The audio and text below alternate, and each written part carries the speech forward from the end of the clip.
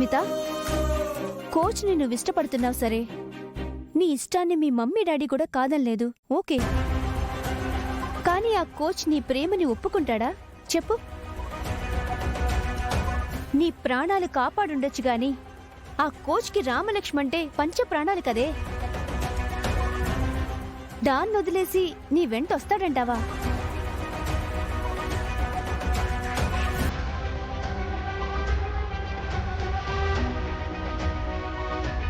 Call చేసి కనుక్కుందాం.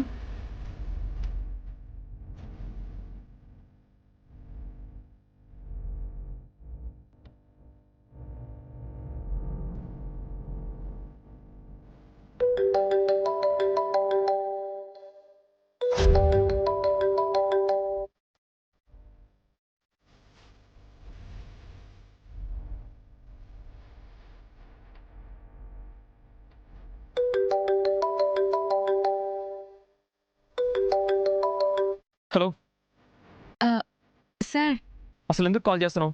ఇంకా ఏం చేద్దామని? నేను చేసిన దానికే సారీ చెప్దామని కాల్ చేశాను సార్. ఏంటి? ఎస్ సార్, నా తప్పు నేను తెలుసుకున్నాను సార్. నాకు బుద్ధి వచ్చింది, అందుకే మీకు సారీ చెప్పాలని చేశాను సార్. నన్ను క్షమించండి సార్. క్షమించడానికి నువ్వు చేసింది తప్పులు కాదు, పాపాలు. నిజంగా నీకు బుద్ధొచ్చుంటే ఇప్పుడు నువ్వు చెప్పాల్సింది సారీలు కాదు, నిజాలు. ఆ నిజాలు నాకు కాదు, రామలక్ష్మికి చెప్పు. నిన్ను పొగిడిన దాంట్లో, నీతో మాట్లాడిన వీడియోలో, నీతో కలిసి ఆ గదిలో కనపడిన విషయంలో, అన్నిట్లో నా తప్పు కొంచెం కూడా లేదన్న నిజాన్ని ఒప్పుకో. ఇదంతా నువ్వు పెంచుకున్న పగ, నువ్వు చేసిన కుట్ర, నువ్వు ఆడిన డ్రామా అని రామలక్ష్మి దగ్గర నిజాయితీగా ఒప్పుకో. ఒప్పుకుంటే ప్రేమిస్తారా సార్? ఏంటి? ఒప్పుకుంటే క్షమిస్తారా అని అడుగుతున్నాను సార్. క్షమిస్తాను. ఒప్పుకుంటావా? మీకోసం ఒప్పుకుంటాను సార్. ఇప్పుడు నా ప్రాణం మీరే. ఏమన్నావు? అదే సార్, ఈ ప్రాణం మీదే అంటున్నాను సార్. మీరే లేకపోతే నేను ఇప్పుడు ప్రాణాలతో ఉండేదన్నా చెప్పండి. మీరు చెప్పినట్టుగాని ఇప్పుడే రామలక్ష్మికి కాల్ చేసి నా కుట్ర మొత్తం బయట పెట్టేస్తాను. ఇందులో మీ తప్పేం లేదని చెప్పేస్తాను సార్. నిజంగా చెప్తావా? నిజంగానే ఒప్పుకుంటాను సార్. మీరు నన్ను నమ్మండి. Okay sir, bye. Thank you Asmita, thank you so much.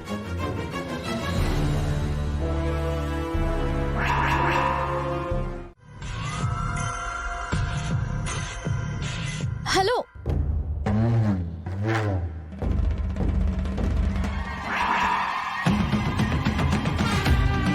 Asmita, ఏం చేస్తున్నావే నువ్వు?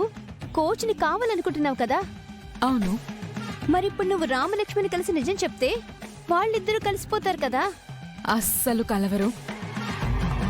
ఈ మీటింగ్ తో రామలక్ష్మి శౌర్యాల ప్రేమకు సమాధి పడబోతుంది. ఈ అస్మిత శౌర్యాల బంధానికి పునాది కాబోతుంది.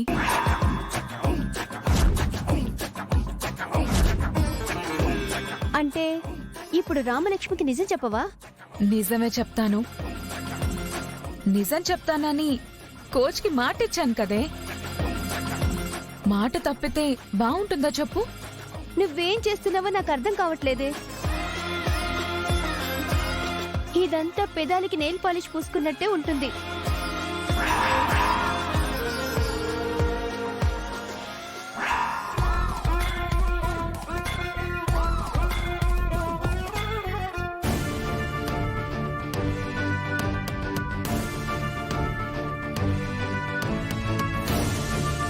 శౌర్య, ఏంట్రా ఇది?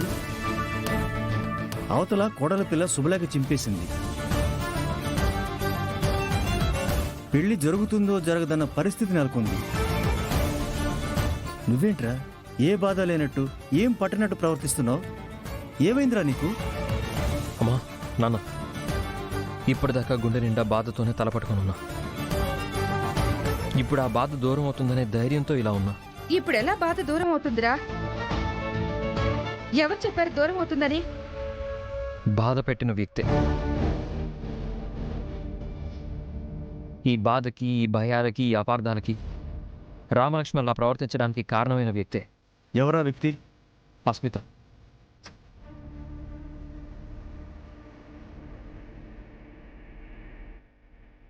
అస్మిత అంటే? రామలక్ష్మితో పాటు స్టేట్ హాకీ టీంలో సెలెక్ట్ అవ్వడానికి పోటీపడి మోసంతో గెలిచిన అమ్మాయి. ఆ అమ్మాయి ఏం చేసిందిరా?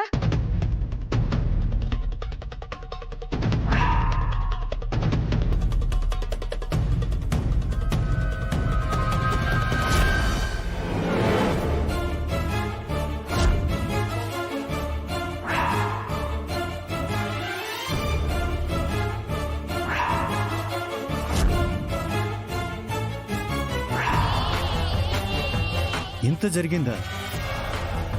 ఒక ఆడదయ్యుండి సిగ్గు లేకుండా ఇంత సిగ్గుమాలిన పనులు ఎలా చేసిందిరా? చిచ్చి. ఇప్పుడు సిగ్గు తెచ్చుకుందామా?